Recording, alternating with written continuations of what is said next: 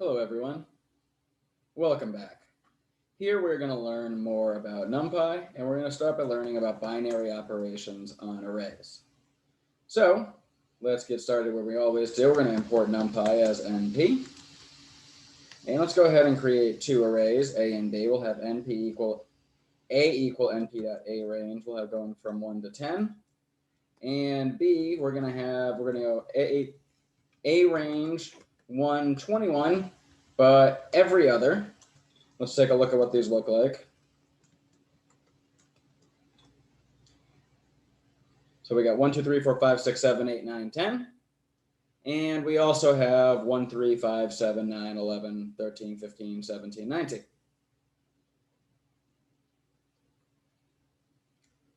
Okay, so we've already seen if we want to add them, we can just do this. Times them, it works pointwise. Subtraction. We can even do division. Division, you do always have to be careful to make sure you're not dividing by 0, or if you are, to make sure that you are handling that correctly. And if we want to get really wide, we can even do the term-by-term modulus. We can also do negation, make all of the entries in A equal to negative what that was. And we can even do pointwise exponentiation, where here I'm going to come up with a couple of different arrays just to avoid having some overflow issues.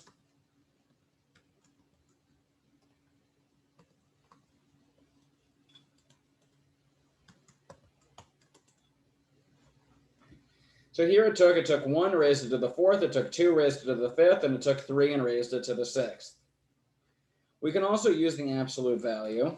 So if we let C equal to be A minus 5, let's take a look at what C looks like. Then we can let D to be equal to np.abs of C and look at D. And we see that we take the term-by-term absolute value with np.abs. Now let's turn our attention to trig functions. And so for trig functions, we're going to create an array of points between 0 and 2 pi. What's kind of nice for visualization purposes is if we go x equal to np.linspace, first point 0, last point is going to be 2 times pi, and let's have 5 equally spaced points, np.pi. And so we can see we got x is 0, pi over 2, pi, 3 pi over 2, and 2 pi. So if we want to take the sign of each of these, we just do np.sine of x. And we see we get 0, we get 1, we get 0 effectively, 1, negative 1, and then we get 0 again. Where, it's 2.4 times 10 to the negative 16. That's 0 by any reasonable measure. We can do np.cos x, get the cosine, and we can also take the tangent.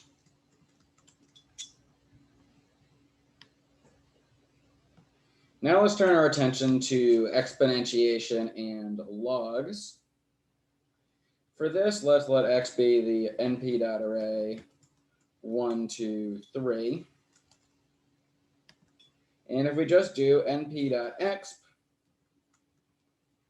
exp of x, this is going to give us e squared, and e cubed, where e is equal to 2.718. If we did np.log, this is going to take the natural log, really the only good log.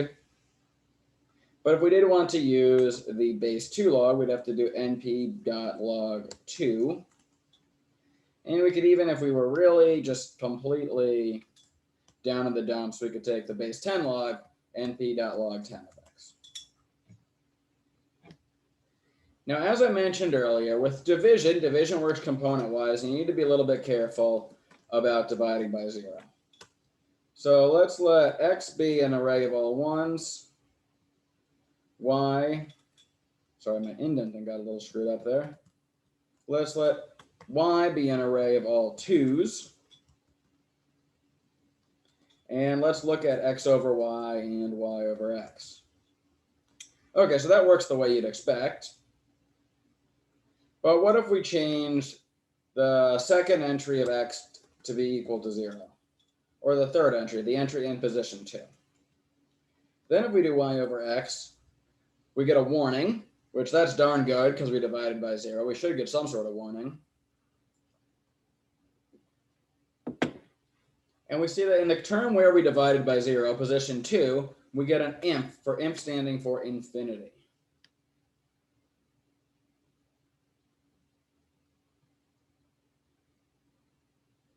On the other hand, if we stored that thing as z, and we did 1 divided by infinity, so we did 1 over z, we see that 1 over infinity does actually give you 0.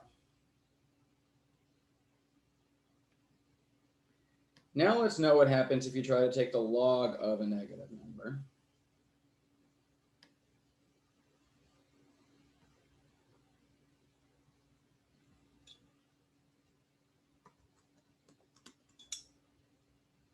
If we try to take the log of a negative number, we get a nan.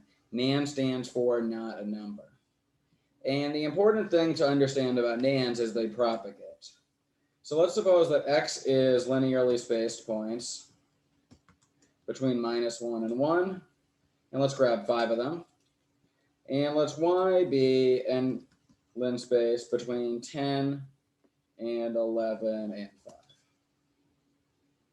Then if we take the log of y, we're taking the log of numbers between 10 and 11, so this is all perfectly fine.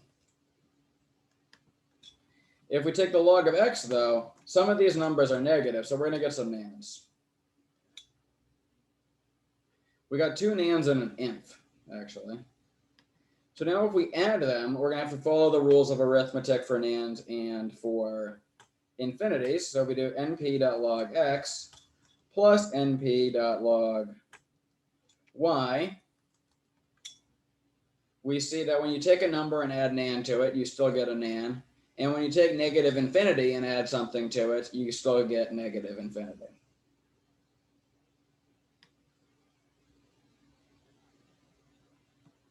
Alrighty. Now briefly, let's do a couple of examples with plotting. We're really going to cover plotting a lot more later, but a lot of this plotting stuff works really well with NumPy, so let's give you some preview of some cool stuff we can do with plotting. So first we do import pyplot with a 2 P's as PLT.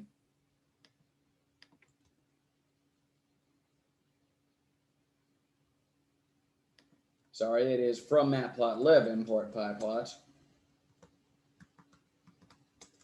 Little bit of a brain fart. I was trying to think ahead a little bit too much. Let's take some linearly spaced points. We'll do np.lin space.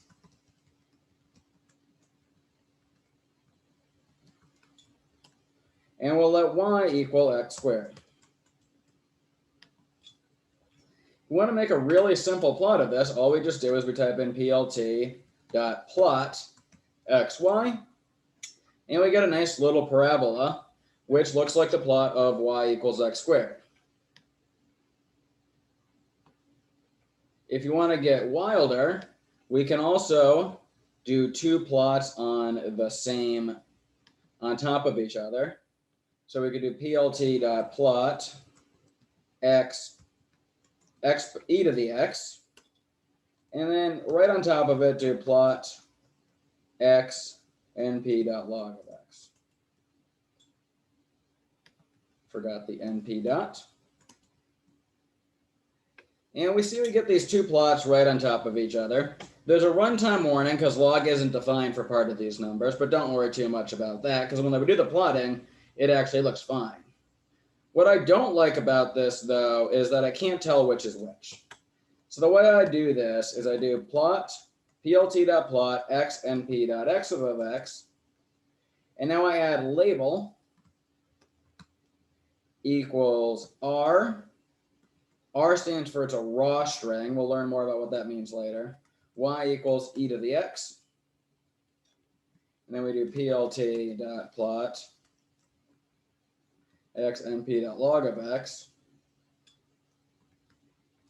label equals raw, y equals log x. And right now, this isn't actually going to have anything show up yet.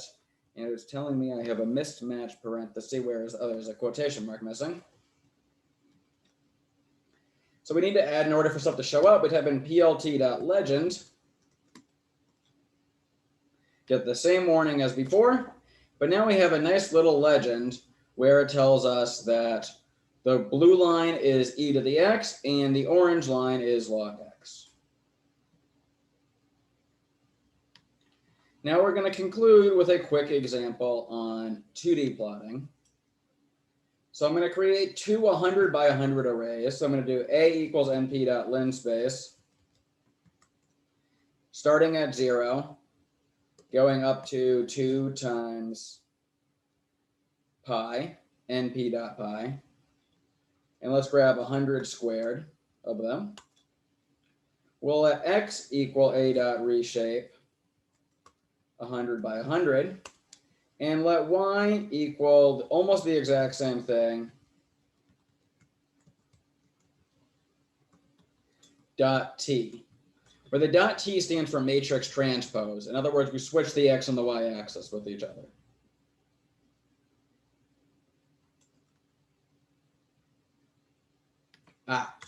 Should be a double star. All right. So to visualize a 2D array, we can use the imshow function.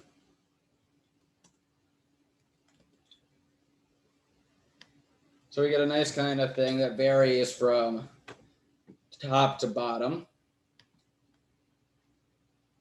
And if we want to know which numbers are bigger, maybe we should go ahead and use a color bar, plt.color bar. And now we can see that the yellow is the big numbers and the blue is the small numbers. And let's go ahead and do the exact same thing with y. And we're going to see that we vary from left to right with the big numbers on the far right.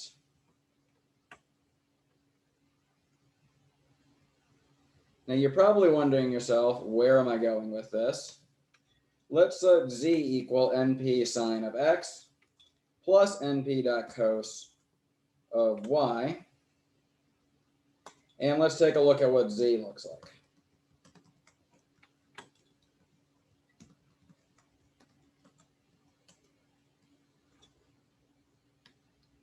And we get a nice looking graph of the function z equals sine of x plus cosine of y. And we can see that the smaller values are in the dark blue and the bigger values are in yellow. And matching our intuition, the biggest possible value of a sine plus a cosine is 2, and the smallest value is -2. All right, so this is where we're going to stop for this video. I will see you guys again next time.